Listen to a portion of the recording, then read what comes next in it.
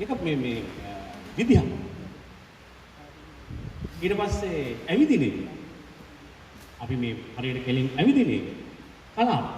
ඒක ප්‍රේම කරන්න ඕන. ගොඩාක් මේ හිට්ලර් පවා තියටර් එකේ නළුව ගෙනල්ලා එයා කතා ඉගෙන ගත්තා. හිට්ලර් නරකට බලපෑවට. මාර වැටෙක්ක. හරි දැන නැවතුණා. එයාගේ අත දාලා කතා කරන එකම නළුව කියලා දීපාම. මේ හිට්ලර් කියන්නේ. ඒ වගේ නිරධාරී මිනිහෙක් නේ ඕගොල්ලෝ නේ. මොන මිනිස්සෙක් කොමිකාව කරන මිනිස්සෙක්. ඒ මිනිස්සයා මේ කොහොමද හිටගන්නේ? අන්න නේ ඒ තමයි ආංගික අභිනය. ඇඟ. ඊට පස්සේ මොහුන. දැන් මේවා කොහොම කියලා දෙන්නේ නැහැද මම? මේ මොහුනේ තියෙන සාත්වික එක්ස්ප්‍රෙෂන් කියලා මේ මොහුනෙන් හැංගි වෙන දේ hina වෙනවද? තරහ ගිල්ලද? ඇඬිවද? වගේ මේවා මෙන්න මේ වෙනස් වෙන්නේ පුරුදු වෙන්න ඕනේ. ඒකට කියන සාත්වික අභිනය කියලා. ඊට පස්සේ අපි අඳින දේ, අතේ තියෙන දේ, අරේ ඉල්ලන් ඉන්නේ තමයි ආහාරමය අභිනය. මේවත් බලපානවා. Taman හරියට සයිස් එකට ෂර්ට් එක යන්නේ නැත්තම් දැන් අපිට එහෙම අරන් අනුරාධපුර එහෙම ගියාම දැන් අපිට ඉපදුනා කල්වැටි කියලා දෙනවා. අපේ කාලේ අර බොස්තරොක් ඇඳගත්ත කෙල්ලෝ අපිත් එක්ක පන්ති කියෙත්. කෙල්ලෝ එහෙම නෙමෙයි ඇඳලා ඉන්නේ ඉඳ සුද අද ගන්න පුළුවන් ඉද. ඒ ඇඳුම ආහාරම් ලැබෙන්නේ පාවිච්චි කරන එක. අර ඊළඟින බෑග් එක. අතේ තියෙන ෆයිල් එක. මේ දාලා ඉන්න ඔරලෝසුව. වටිනව නෙවෙයි. Tamanට ගැළපෙනසේ හදාගත්ත මේක ආහාරම් ලැබෙන්නේ. දැන් මොනවද මම කිව්වේ? ආංගික සාත්වික ආහාර. ඊළඟ ප්‍රධාන වැදගත් දේ තමයි වාචික. කතා කරනවා. කතා කරන විදිය මිනිහෙක්ව ෂොනෙන් මිනිස්සු තීරණය කරනවා මෝ කියන්නේ බොරු කියලා නැද්ද කියලා. ප්‍රවෘත්ති කියනකොටම හඳක් හරියට ඉස්සර හිටියා තිස්ස ජයවර්ධන.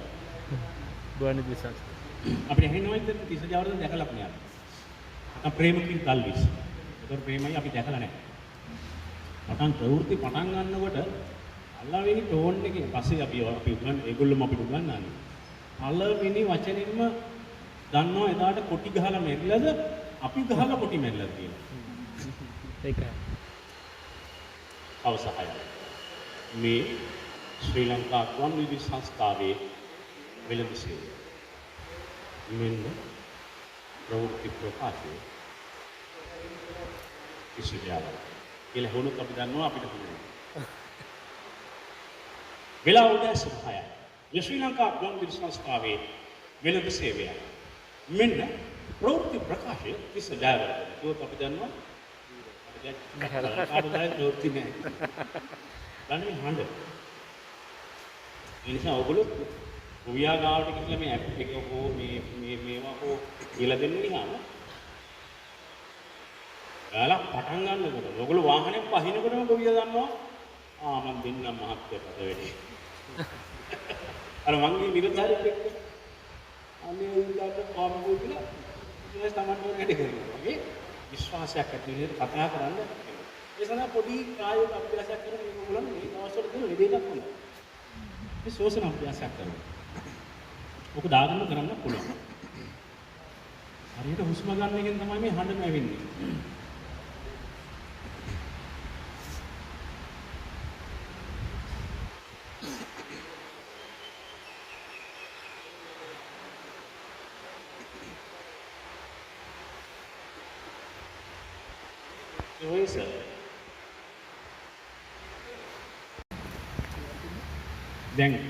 දැන් මේ මම කතා කරන දේ ඔයගොල්ලෝ අහන් ඉන්න ඕනේ. දැන් මම කියන්නේ සංනිවේදනය ගැන. සංනිවේදනය ගැන කතා කරනකොට සංනිවේදනයේ තියෙනවා අංග පහ. අංග පහ කියන්නේ අන්න මේ ගානේ මම පැයක් විතර කතා කරොත් ඔයගොල්ලන් ටික වෙලාවකින් දැන් ඉක්ල යනවා.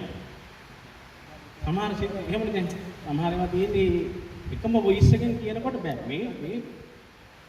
මේ අංග සමානයි සර්පිනාව. අත උගන්න එක.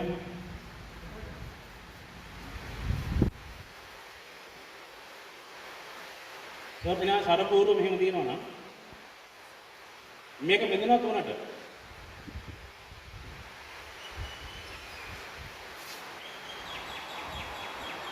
මන්දසර මධ්‍යසර උච්චසර. මේවා උච්ච ස්වර. මධ්‍යසර. මධ්‍ය ස්වර. මන්ද්‍රස මේ මාන්ද්‍රස. මේකම තමයි සර්පිනාව කරා ගස්සුවම අපි. මෙතන තමයි උච්චසන සර්පිනාවක මේ ස්විච් එක එපුවොත් එහෙම ඇහෙන සා කොහොමද? කීස් කා මේ සා කොහොමද? නිකන් ඔය ඕගන් එකක් හම්බෙච්ච වෙලාවක ගිහලා නිකන් මේ කෙලව මේ ඔන් කෙලවර බලන්න.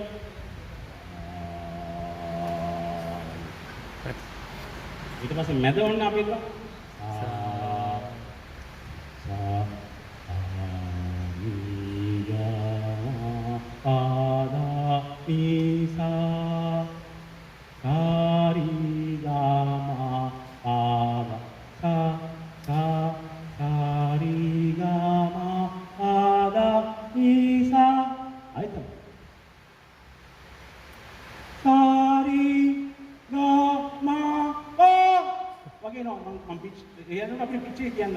මෙතන කියනකොට head voice. මේ කියන head voice. දැන් මේ head voice එක ඔයාලට ගොඩක්ම ඇහෙන්නේ මොනවද? මුස්ලිම් කවුරු ඉන්නවද? මේ පල්ලියේ ඇහෙන ආස්ථාන හෙන්න අපිට ගොඩක් head voice. අල්ලාහ් අක්බර්! යන්න මෙතන. මේ මෙතන අල්ලගෙන ඒක කිව්වොත් මෙතන යෝනනවා. මෙතන වයබ්‍රේට් වෙනවා. ඒක හොඳට දන්නවා කොයි මාත්තුරු අලියාපුවම බය වුණාම කෑ ගහන්නේ.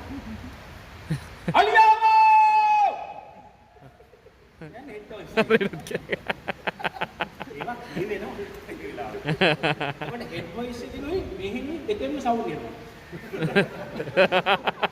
අලියෙක් අහුණා. ඊට පස්සේ අපි දැන් නාසයේ උසුසර කියන්නේ ගොඩක් වෙලාවට මම උදාහරණයක් ලේසිද මම නම් ආයි අහන්නනය මාගේ සාකන් සමාකන්නේ නාසික ස්වරය ලසද කරන්නේ ඒවා ඒ සාමාන්‍ය මට්ටමින් කතා කරන අය උගුරෙන් හඬ නිපද වෙන්නේ නිකන් මේ තරම් සිල්වලින් කල්පල් වගේ කියනකොට සමහරට සුල්ලේ විසින් මාත්‍රේ මේ හරි. හැබැයි මේක හරි වැදගත්. මේක තමයි දැන් පුහුණු කරන්නේ. හුස්ම ගැනීමෙන් ඔයගොල්ලන්ට මේ බඩ, පපුව, උගුර, නාසය, හිස කියන දේ හඳුනා ගන්න ගමන් මට ඉත අවශ්‍ය වෙන්නේ මේ උගුර. මේ උගුරේ තියෙන ස්වර තන්තු ටික. vocal cords. මේ ස්වර තන්තු අතර සෙම වගේ මොනවා සිගරට් වගේ දේවල් ඉරවුනහම තමයි අපි අර පැහැදිලි හඬක් එන්නේ. හඬ හීනි වෙනවා.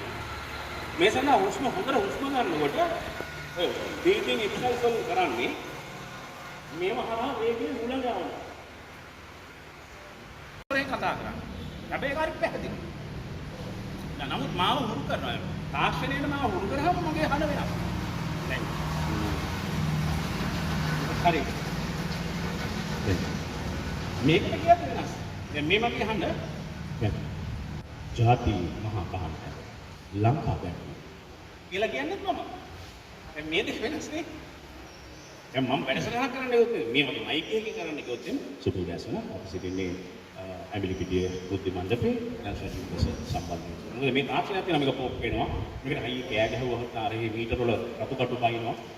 ඒක ටෙලිවිෂන් එකෙන් එළියට එන්නේ වෙන කෑන්ඩර් එකක් වගේ කෑ ගහනවා වගේ හඬ. මම මේකදී මම කන්ට්‍රෝල් වෙනවා. මෙන්න මේ හඬ පාලනය ජීවිතේදීත් ඕන වෙනවා. ගොවියෙක් එක්ක තනියෙන් කතා කරනවා ධනපාල මහත්තයා. ධනපාල මහත්තයා මේ වෙච්චේ දැන් මෙතන තියෙන ප්‍රශ්නේ මේකයි. මේ පිටම ඔයාට එහෙම කාටවත් වාණිජ වශයෙන් විකුණන්න බෑ.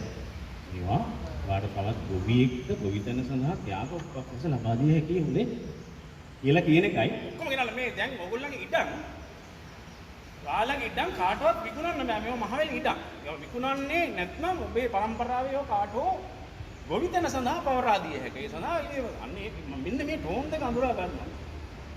අපි නම් ධනපාල මහත්තයාට කිව්වොත් ධනපාල මහත්තයා දැන් මේ වාගේ ඉඩම විකුණනවා. අර ඉඩම විකුණනවා.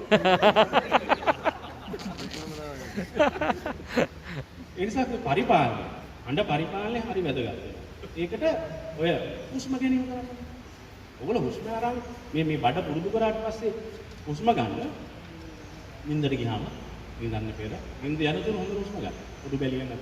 උදියාවේ අතේ දහදි දාන හොඳට බඩ පිම්මෙන්න උස්ම. එතකොට හොඳ නින්දකුත් යෑම සහ වැසිකිලි යෑම මේ සියල්ලම හොඳට හරියනවා මේ හුස්මත් එක්ක. ඊට පස්සේ හොඳ කතා කිරීමට වචන හොඳට වචනේ ගෙතීම සඳහා උලම් තියෙනවා. දැන් හොඳ අපි නළුවන් හැටියට හොඳ හුස්මක් කරන් තමයි එක දවසක් දෙක දවසක් කියන්න පටන් ගන්නවා. කෙටි දවසක් නම් එසේ ස්වාමීනි කියනවා නම් ප්‍රශ්නයක් නැහැ. මේ රාජ්‍ය එක්සසප් කොට මා මේ ලක්ෂ වර්ෂයක් යනතුරු මේ භවදිනා තුරා මේ කප්තුරා මේ භවරාගීනට මේ ගම්මාසීන් සියල්ලම මේ රැස් මේ රජතුමා රජකොට ඔඩුණු බලන්වා මෞලි මංගල පවත්වා එකක් යන්නේ එන්න හුස්ම ගන්න ඕනේ. එන්න ඒක තියෙන මේ අන්තිම මේ මැෂිනේ. දැන් අර මං කිව්වේ සින්දුව කියනකොට ඔන්න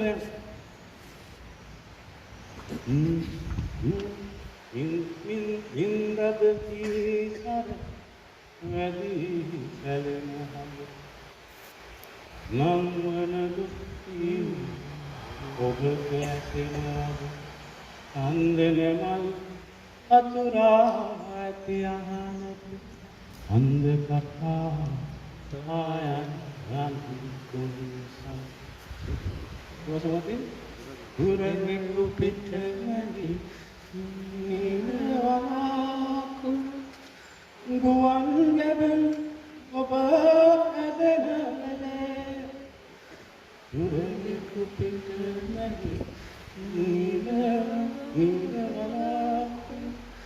ගුවන් ගැබෙන් ඔබ ඇදෙනවනේ මිනි පහනින් පහන් මිනි පහනින් පහන් අනේ අද නෝ බලකා සංස්කෘතික බලකා කරනකොට ආලය කලාපවල කරන ඕගොල්ලෝ සහභාගී ඒ අදාළ පහසුකම් සපයලා දෙන්න. කියන්නේ ඒගොල්ලෝ ඇවිල්ලා බලන් ඉන්නේ නේ ඕගොල්ලෝ බොටම් මෑට් ටී-ෂර්ට් එකක් දාගෙන ඉන්නේ. මේ ළමයි එක්ක වර්ක්ෂොප් කරනවා. අපි ලොකු ශාලා දීනේ ගිහලා මේ සැප්තැම්බර් ඔක්තෝබර් මේවා ඉන්ජෙක්ෂන් ටික ගහලා ඉවරනවා ඔන්න පුළුවන් අපි. ඒ අපව ඒ වයි යෙදෙන්න ක්‍රියාකාරකම් වල යෙදෙන්න. ඒතර ඕගොල්ලෝ ළමයි ඉන්නවා. ව්‍යායාමයේ යෙදෙනවා. පුහුණු ලබනවා. සතත අභ්‍යාසය කියන එක හරි වැදගත්. එතකොට මම කියනවා ඒකයි. එතකොට මට තියෙන උච්ච ස්වරයක්. ඒ ස්වරය මම පාලනය කරගෙන අනිත් කටයුතු වලට මේවා කරනවා. ඒක නම් මම හේතුව කිව්වා අපේ පරිසර හේතුව. අපේ ගමේ පැල් තිබ්බේ ඈත. ඒ නිසා තමයි නෝර කලාවේ කවි හයිවේ කිව්වේ. මයික් වලින් කියන්න බෑ. එහා ගමේ අලියනවා පලාපංග. දුවම අර එනවා. දැන් මෙන්න හොල් වල නම් මම වෙලසටන් කරනකොට සිකියුරිටි ඇවිල්ලා මොකක් හරි ප්‍රශ්නයක් තියෙනවා.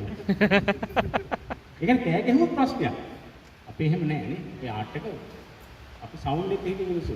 ඒ නිසා ඒ මේ දෙකේ තියාගන්න. පෞරුෂය, හඬ පෞරුෂය හොඳට තියෙන මිනිස්සුන්ගේ ඇඟපසංගට වඩා හරි වැදගත් වෙනවා හඬ. හොඳ කතා කිරීම වචන වකබෙලරි එක බලයක් වෙනවා. තමන් අනිත් කෙනාට ගෞරවයෙන් කතා කරනවා.